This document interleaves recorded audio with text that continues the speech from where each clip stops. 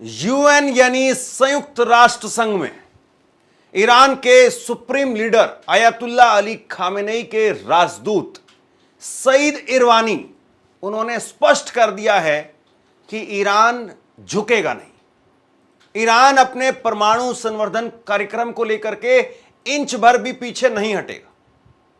यह ईरान की तरफ से स्पष्ट कर दिया गया।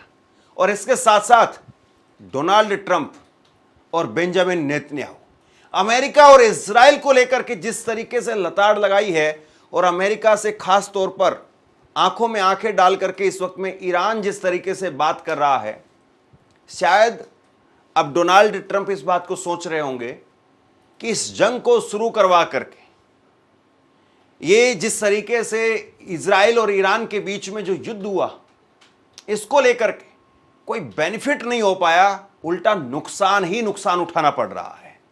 और अब ईरान उस पोजीशन में आ गया है, ईरान उस हैसियत में आ गया है कि ईरान अमेरिका के साथ में डील बात करने के लिए अपने आप को कमतर नहीं बल्कि बराबरी पर ले जाकर के दिखा रहा है। डोनाल्ड ट्रंप इस बात को लेकर के जरूर पछताते होंगे, या उनके रणनीतिकार, उनके सलाहकार वो जरूर इस बात को लेकर के पछताते होंगे कि कहां ईरान को छेड़ दिया। और अब इसके बाद में यूएन में सईद अंसारी जो कि राजदूत हैं, उन्होंने इंटरव्यू दिया है और उस इंटरव्यू में उन्होंने स्पष्ट कर दिया है कि हम परमाणु संवर्धन कार्यक्रम को लेकर के पीछे नहीं हटेंगे।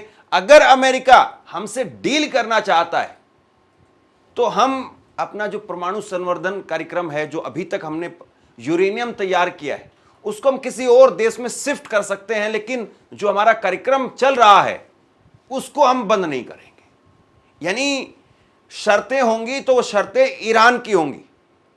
अगर बातचीत की टेबल पर अमेरिका आना चाहता है तो उसमें उन्होंने कहा कि हम शर्तें वो डोनाल्ड ट्रंप की नहीं मानेंगे।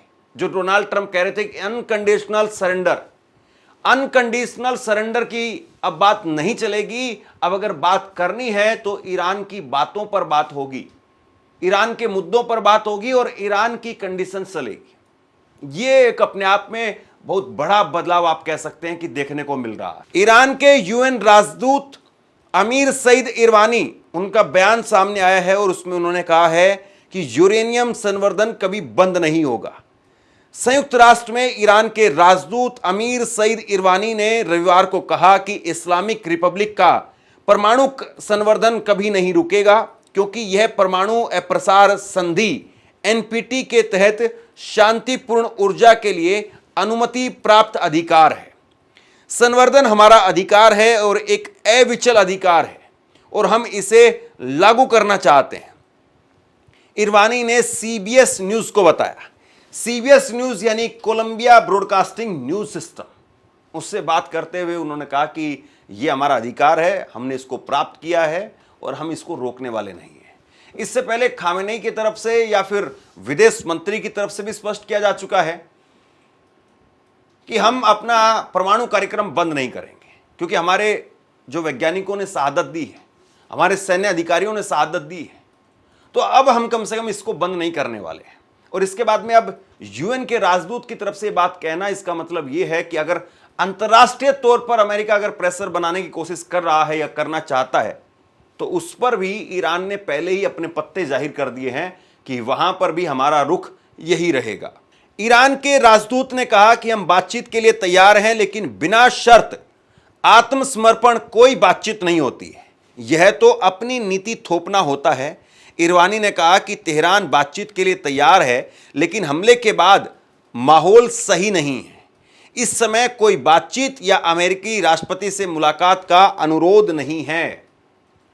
बिल्कुल स्पष्ट तौर पर यहां पर ईरान के राजदूत कह रहे हैं कि बिना कंडीशन के, बिना शर्त के आत्मसमर्पण करना, यह कोई बातचीत करने वाली बात नहीं हुई। यानी आप ये कह रहे हैं कि हम आपके साथ में बैठना चाहते हैं, बात करना चाहते हैं, और फिर आप ये कह रहे हैं कि नहीं, अपने हथियार, गोला बारूद, बंद सब कुछ जो है वो पीछे छोड़ करके आओ, गाड़ी वगैरह सब पीछे छोड़ करके आओ, पैदल आओ मेरे घर पर, और पैदल आकर के मेरे घर पर फिर बराबर में मेरे साथ में बैठ करके मुझसे बात करो। तो ये कहां बराबरी की बात हुई? बराबरी की बात तो ये होती कि या तो आप ये कहें कि हम भी अपना बंदूक वगैरह सब कुछ घर पर छोड़ करके आ रहे हैं, हम भी पैदल पैदल आएंगे, आप भी ऐसे ही आइए। या फिर यह कहा जाए कि ना आप हमारे घर पर आइए ना हम आपके घर पर आएंगे, किसी तीसरे स्थान पर हम बैठते हैं और वहां पर बात करते हैं। लेकिन आप केवल यह कहें कि ईरान वो अनकंडीशनल सरेंडर करे और फिर आपसे आकर के बात करे, तो यह नहीं हो पाएगा। पहली बात उन्होंने स्पष्ट कर दी। दूसरी बात वो ये कह रहे हैं कि अभी हमारी अमेरिकी राष्ट्रपति से मुलाकात को लेकर के कोई इस प्रकार की प्लानिंग नहीं है, क्योंकि जंग के बाद में माहौल अभी गर्म है, तो अभी हम कोई बातचीत ऐसी करना नहीं चाह रहे, ना ही उनकी तरफ से ऐसी कोई बात कही गई है। जब सवाल पूछा गया कि बातचीत क्यों रुकी, तो उनसे पूछा गया कि तेहरान राजनयिक प्रस्ताव क्यों नहीं मान रहा है, तो इरवानी ने ट्रंप की बिना शर्त वाली आत्मसमर्पण वाली नीति का हवाला दिया और कहा कि अमेरिका अपनी नीति हम पर थोपना चाहता है। अगर वो वास्तव में बातचीत चाहते हैं तो हम तैयार हैं, लेकिन अगर वो जबरदस्ती करना चाह रहे हैं तो कोई बातचीत संभव नहीं है। यानी कितना भी घूम फिर करके आप पूछिए, ईरान का स्टैंड साफ है कि हम अब जबरदस्ती किसी की ना थोपी हुई शांति लेंगे, ना बातचीत लेंगे और ना ही कोई सीज फायर लेंगे अगर हमला भी होता है तो। इसके साथ में उन्होंने यूरेनियम स्टॉक ट्रांसफर की पेशकश कर दी है। शनिवार को ईरानी ने कहा कि यदि अमेरिका के साथ में परमाणु समझौता होता है तो ईरान अपने संवर्धित यूरेनियम के स्टॉक 20% और 60% संवर्धित किसी भी तीसरे देश में ट्रांसफर करने को तैयार है। हालांकि उन्होंने यह भी स्पष्ट किया कि हम घरेलू यूरेनियम उत्पादन के अधिकार को नहीं छोड़ेंगे। यही वो शर्त है जिसे अमेरिका मानने से इनकार करता रहा है। अब यहां पर उन्होंने थोड़ा सा लचीलापन जरूर दिखाया, लेकिन लचीलेपन के साथ में फिर अपना स्टैंड भी साफ कर दिया। उन्होंने कहा कि हम अपना जो अभी तक बनाया हुआ यूरेनियम है, जिसमें 20% यूरेनियम और 60% वाला यूरेनियम, ये 20% वाला यूरेनियम क्या है, 60% वाला यूरेनियम क्या है और ये संवर्धित यूरेनियम क्या होता है, आगे मैं आपको बहुत आसान भाषा में बताने वाला। लेकिन ये बात वो कह रहे हैं कि हमारा 20% पावर वाला यूरेनियम और 60% पावर वाला यूरेनियम जो हमारे पास में तैयार है, अगर आप कहेंगे तो हम किसी तीसरे देश में ट्रांसफर करने के लिए तैयार हैं। जैसे मान लीजिए कि कतर में ट्रांसफर किया जा सकता है, क्योंकि कतर एक ऐसा मुल्क है जो दोनों देशों के साथ में एक अच्छा सहयोगी है। और यह भी कहा जाता है कि ये अब जो सीज फायर हुआ है, उस सीज फायर में भी कतर की एक बहुत बड़ी और अहम भूमिका है। हो सकता है कि पाकिस्तान ट्रांसफर कर दिया जाए, लेकिन हालांकि वो भारत के लिए अच्छा नहीं होगा। लेकिन इस वक्त में पाकिस्तान के साथ में जैसी जुगलबंदी अमेरिका की दिखाई दे रही है, ट्रंप असीम मुनीर को बुलाते हैं, लंच करवाते हैं, तो हो सकता है कि वो वहां पर भी पेशकश करें। लेकिन ईरान बहुत हद तक पाकिस्तान को लेकर के हो सकता है कि तैयार नहीं होगा, क्योंकि पाकिस्तान ने बहुत खुल करके उस तरह से साथ नहीं दिया जिस तरह की उम्मीद की जा रही थी, या जिस तरह की बातें होती थी, या जिस तरीके से इजराइल बार बार ये कहता था कि पहले ईरान और फिर पाकिस्तान। लेकिन पाकिस्तान जिस वक्त में ईरान पर हमला हो रहा था, अमेरिका हमला कर रहा था या अमेरिका के जरिए इजराइल हमला कर रहा था, उस वक्त में पाकिस्तान के असीम मुनीर वो जाकर के लंच ले रहे थे डोनाल्ड ट्रंप के साथ में। तो पाकिस्तान के साथ में संभावनाएं कम है, कतर के साथ में संभावनाएं ज्यादा है। लेकिन उसके साथ में वो ये कह रहे हैं कि हम अपना जो परमाणु उत्पादन है उसको नहीं रोकेंगे। हाँ, ये बात सही है कि कतर में अगर ये यूरेनियम ट्रांसफर किया जाता तो उसमें एक जो बड़ी अड़चन आएगी, वो बड़ी अड़चन ये है कि अंतर्राष्ट्रीय कानून ये कहता है, अंतर्राष्ट्रीय जो एजेंसियों की जो दिशा निर्देश हैं वो ये कहते हैं कि आप अपना परमाणु संवर्धन उसी देश में ट्रांसफर कर सकते हैं जो पहले से न्यूक्लियर फैसिलिटी अपने पास में रखता हो, उसी के पास में जो है वो परमाणु संवर्धन वहां पर ट्रांसफर किया जा सकता है। तो ऐसे में फिर पाकिस्तान के नंबर बढ़ जाते हैं, क्योंकि कतर वो परमाणु संपन्न देश नहीं है। लेकिन फिर वही बात कि क्या ईरान इस बात के लिए भी तैयार होगा। लेकिन वो इस बात को तो जरूर कह रहे हैं कि हम ये ट्रांसफर कर देंगे तो कर देंगे, लेकिन अपना पैदा करना अपना या अपना जो बनाना है उसको नहीं रोकेंगे। अपना जो परमाणु संवर्धन का हमारा कार्यक्रम है वो चलता रहेगा।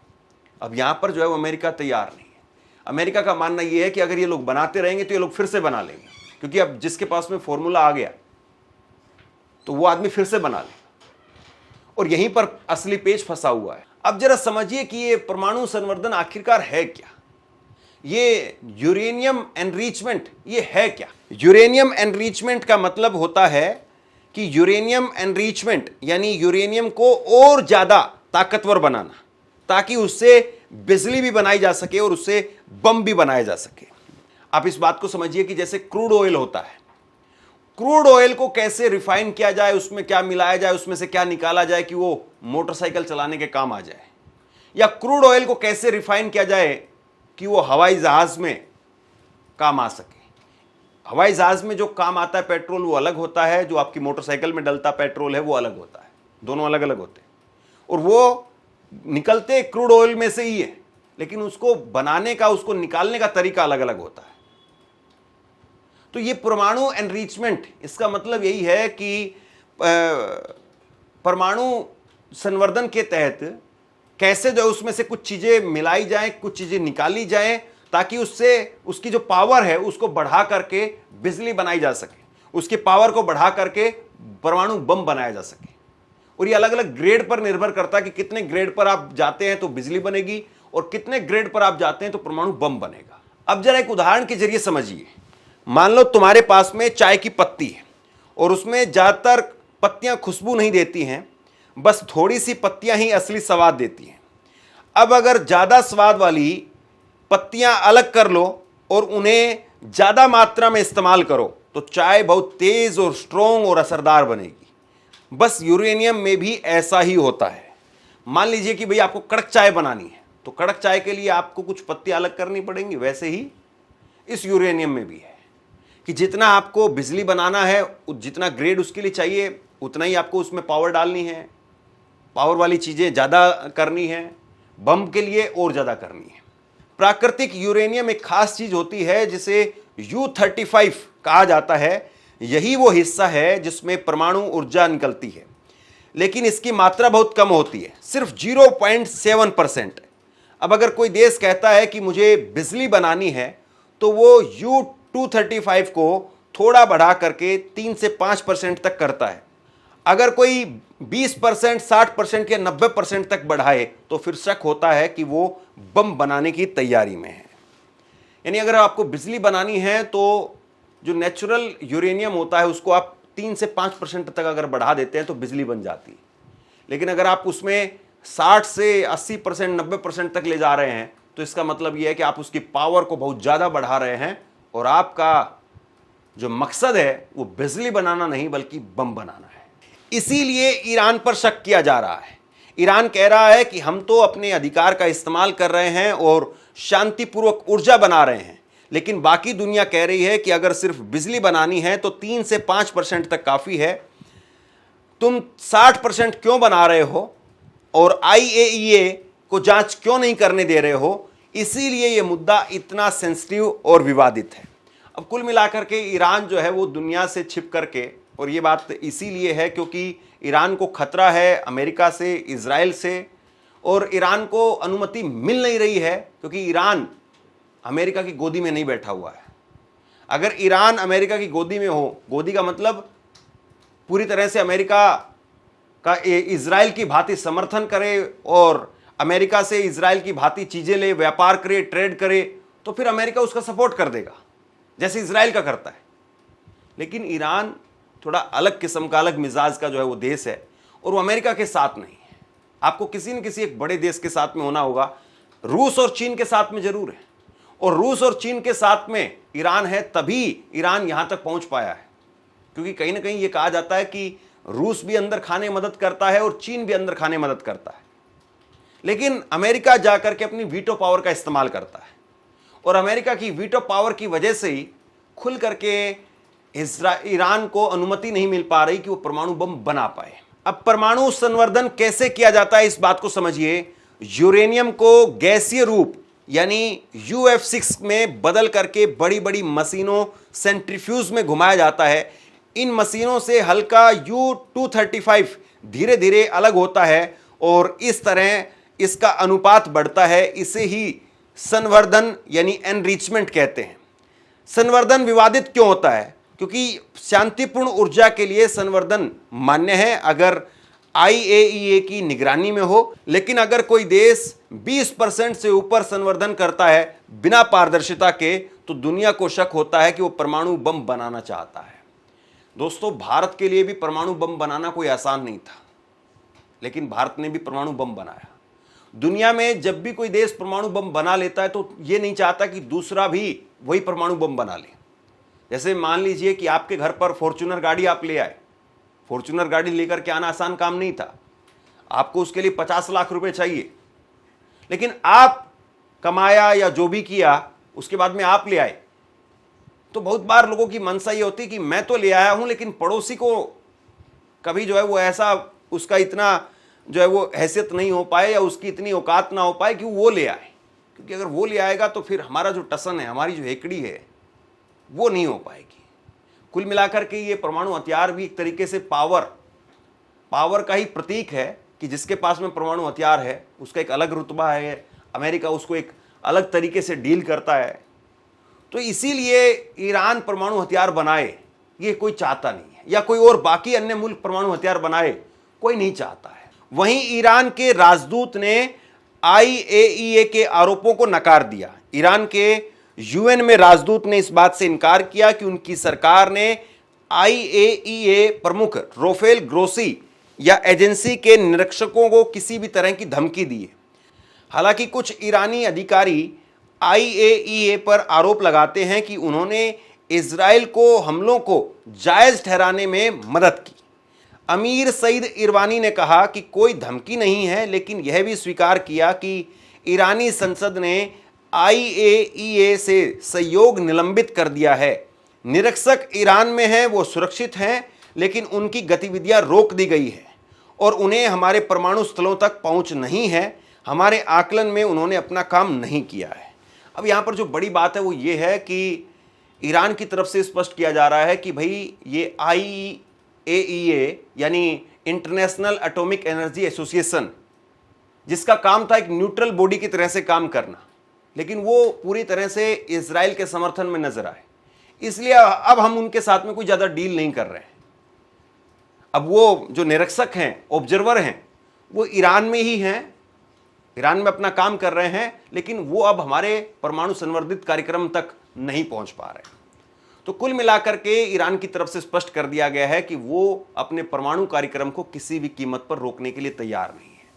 अब सवाल यह है कि डोनाल्ड ट्रंप, अमेरिका और इजराइल इस पर क्या फैसला लेते हैं। आप क्या सोचते हैं, नीचे कमेंट बॉक्स में लिख करके जरूर बताइए। इस वीडियो को शेयर कीजिए। धन्यवाद।